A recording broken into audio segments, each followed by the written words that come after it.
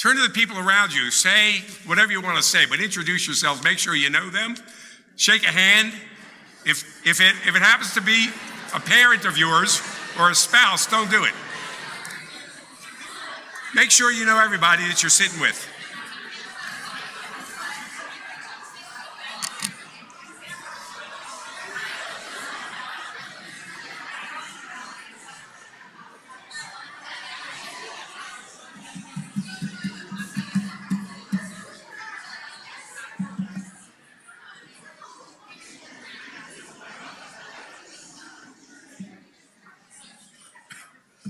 Terrific.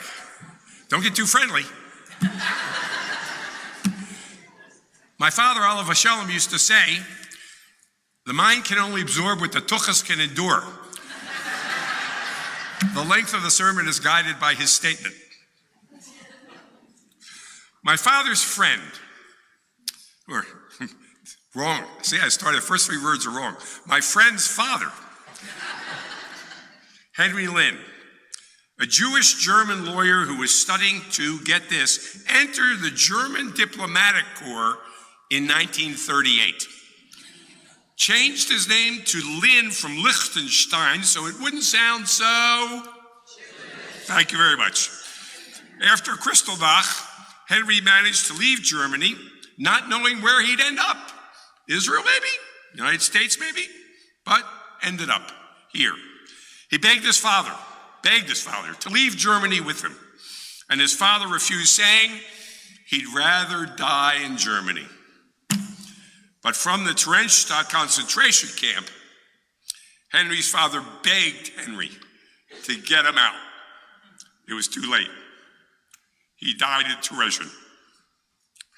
Henry's son, Jeff Lynn, wrote this letter to the New York Times last December about his father's flight from Germany. Eventually, Jeff wrote, he was able to go back to college at night in the United States after marrying and having me as a toddler at home. He got his bachelor's degree in economics. When I asked him why he didn't pursue a law degree here in the United States as he had in Germany, he said, if I ever had to flee this country, I didn't want to have another useless law degree. I said, Dad, you'd never have to flee the United States. And he said, that's what I thought in Germany. The prophet Isaiah famously predicts about the Messianic era. The wolf shall lie down with the lamb, the leopard shall lie down with the kid, the calf and the lion and the fatling together. The calf and the lion may lie down together, goes the American joke, but the calf will sleep with one eye open, just in case the lion gets hungry. Consider, in the century from 1891 through 1991, 100 years, the majority of the world's Jews either fled their homes or were murdered where they lived. From 1891 through 1922, 2 million Jews left Russia, mostly to the United States. Perhaps you're sitting here because your grandparents or great-grandparents left Russia or Poland or Ukraine, and here you are. How many? Right. It's about 80% American Jewry. If you had to make this decision to uproot your life, what would you have done? Under the Nazis, 340,000 Jews left Germany or Austria, most of the United States. Of those who remained, 6 million were murdered. Between 1948 and 1956, 650,000 Jews left their homes in Arab countries to resettle in Israel, nearly half from Morocco. And finally, at the end of the last century, 1.6 million forgotten Jews with their families left the former Soviet Union. Most of them, 1 million of them, to Israel. Try as we might, the world does not allow Jews to forget that we are Jews. Russian Jews, German Jews, Moroccan Jews, all thought they were Russians and Germans and Moroccans. They were wrong. They were Jews. And their neighbors and governments made sure they didn't forget it. But you and I, we've escaped history, right? Right up until October 8th of 2023. Not October 7th. Everybody agreed October 7th was a horrifying day. No, it was October the 8th. When Americans reacted to the October 7th slaughter in Israel, and the calves' eyes opened wide, that the lion seemed hungry for meat. This sermon is not about anti-Semitism. Rather, it's about Beth Torah and how this congregation, because of you, is about to take off.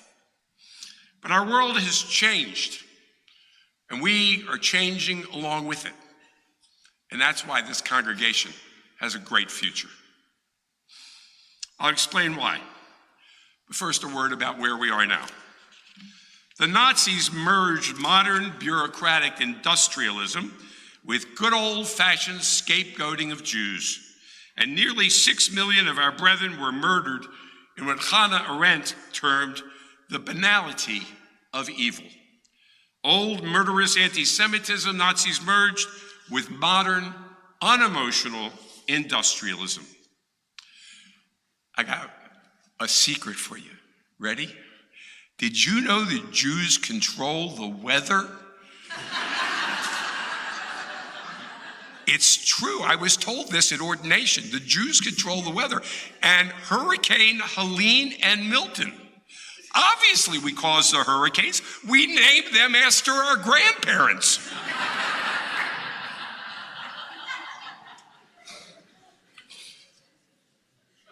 Marjorie Taylor Greene knows Jews control the weather, and so do 17.1 million ex-readers for whom Elon Musk not only refuses to prohibit posting anti-Semitic lies, but also encourages the lies as free speech.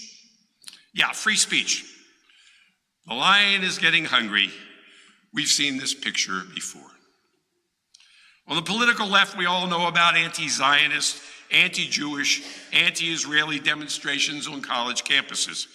Jews being harassed, threatened, afraid.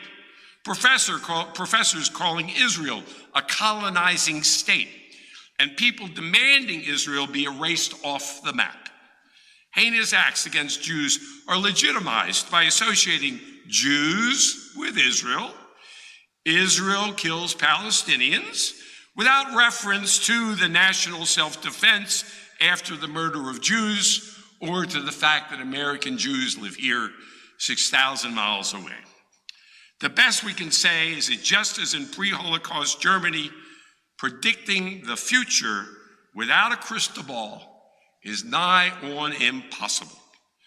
So many people have asked me, Rabbi, where do we go and when do we leave? Like the caged calf with the lion roommate, we are suddenly recognizing that the world we thought we occupied actually doesn't exist. American Judaism is rapidly changing, externally and internally. There are not enough rabbis for all the congregations. You got that message last year, I think. But more important than the paucity of rabbinic leadership, congregations are creating new models. Congregations a few years from now are not going to look like Beth Torah looked when I was the rabbi here. And I believe, sincerely, that Beth Torah is on the cusp of change. You are the most educated, think about this, you are the most educated Jewish community in the history of the world. The people devoted to education for the last 3,000 years. You are the best educated Jewish community in the history of the world.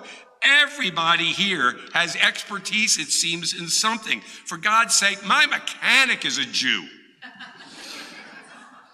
You're educated in everything. You possess all the skills needed to run this congregation. Just look at the programming. Look at these holidays. It's a good thing that Jim wasn't in competition with me. I would have lost my job. Every skill we need to make Beth Torah great is sitting in this congregation right now. It's not an exaggeration.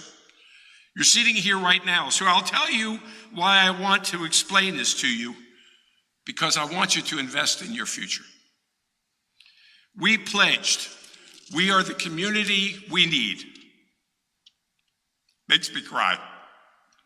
We need a community. Terrific family joined Congregation Beth Torah. It's a little story from the past. And no one befriended them. And I, being the rabbi who knows everything, got up in front of the congregation one high holiday and lambasted the congregation for not befriending these really lovely people, stalwarts in the Jewish community, who threatened to quit Beth Torah because they could find no friends here. Shame, I charged. Immediately after the sermon, someone came running up to me and said, "Rabbi, why didn't you ask me?" You have to be asked. I never knew. I expected somebody to come forward and just say, "You have a stranger I don't know? I'd be happy to befriend them." No, we have to ask. You're part of a community. People have to be asked to be part of the community. Hence, I said, introduce yourselves to your neighbors. The size of Beth Torah now is nearly perfect for a highly participatory congregation, becoming fully the community we need. Here, if you come, you'll be known, you'll be appreciated, you'll be welcomed, and you will be needed. Now let me say more about community. Years ago, an active member of this congregation, she was very active in the women of Beth Torah, told me she never attended Shiva services. "Rabbi, I don't want to go to Shiva services, they're pointless. You know, it's all about death. I don't want to go there." She didn't want to be around a bunch of strangers. Her sister died. She flew to where her sister lived, out of town. She came back a week later. The sisterhood, the congregation she was in, visited every day. They set up Shiva. They provided all the food. They provided people to worship. And here's the kicker. They came up to her and told her stories of her sister, stories she'd never heard, stories that made her feel fuller, more gratified about her sister's life, stories that made her feel at home.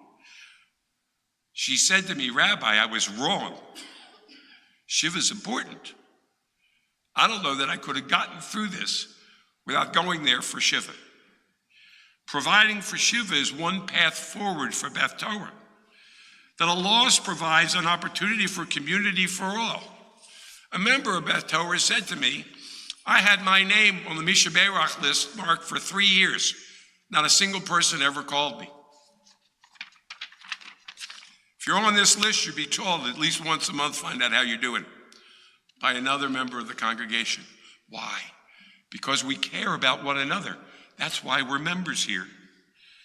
So let's say you're telling me there's a problem. You don't know whether you believe in God. I'm looking around for acknowledgement. Well, get over your doubts about God. For the last 400 years since Descartes, you haven't been able to prove the existence of God.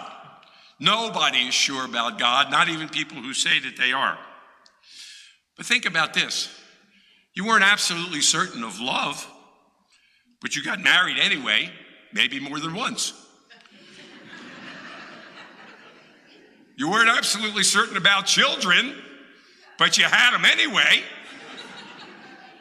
And some of them worked out okay. You invested in them because they're essential to your life. And community is essential. Here you are on Yom Kippur. Why? Because you're Jews. It's been a year since October the 7th. There's wars in the Middle East and anti-Semitism around the world. But you know what else? There's a resurgence of Jewish pride alongside a need to reconnect with our people. And you see it everywhere you go. Sure, you see people putting away their Chanukiot. "Rabbi, can I put a Chanukiah in my window this year? Is somebody going to attack me?" But for every one of those, there's somebody who put on a mezuzah, put on a Jewish star, and said, "I'm a Jew, and I want you to know it." In this congregation, however, we may be a little iffy about God, but I'll tell you two things you do believe in: social justice and community. Beth Torah always had the best social justice program in the Jewish community. We annually brought in, get this, 55% of the total high holiday food drive of the whole Jewish community. Annually, I checked every year, 55% came from Beth Torah. We supported the Restart Shelter. We paid for their food bill in January for all the homeless people who stayed there. We had a major food delivery on Thanksgiving and Christmas. We stood up for LGBTQ rights. We were the first congregation in the city to officiate at a gay and lesbian wedding. Beth Torah was the home for social justice because the God in whom we weren't so certain we believe demands justice. And we know that. The God that is the God of Israel demands justice from us. But there's more, and it's serious. The U.S. Surgeon General has called loneliness a plague in the United States. Have you sat in restaurants? I'm really interested in your answer to this. Have you sat in restaurants, watched entire families stare at their phones, not have a conversation? Have you seen people who are married for 50 years stare at their phone? Well, you know, they don't have anything to talk about anyway. But on a date? Really? On a date, the two people are staring at their phones? The cell phone is to loneliness what rats were to the bubonic plague. The Surgeon General's report on loneliness claims loneliness shortens lives, raises disease rates for cancer, for heart disease, stroke, depression, and dementia. Folks, we are social animals. For hundreds of thousands of years, the human animal depended on social groups in order to survive. It's our genes. It's in our genes. And today, loneliness is a widespread plague in America because we lack deep, intimate friendships on which we rely to make life meaningful. And the situation's only getting worse.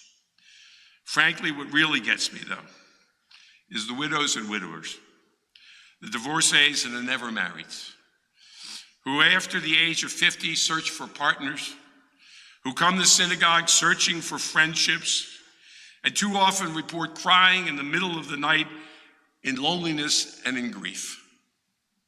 Folks, Beth Torah is a solution for social isolation. Whether that social isolation comes from anti-Semitism or from singleness or simply typical life in the age of social media and cell phones, we need one another. And frankly, these days, we need one another to be Jews. We have the most beautiful Jewish sanctuary in the city, the right-sized community of volunteers. The solution is community, allegiance to one another, people committed to caring because they know they can rely upon one another. When you come here, we will take you in. Beth Torah is the perfect congregation to be in because we must rely on our members, because we have great leadership. We have great leadership. We have even greater volunteers. We have this beautiful sanctuary, the most spiritual, I believe, in the city.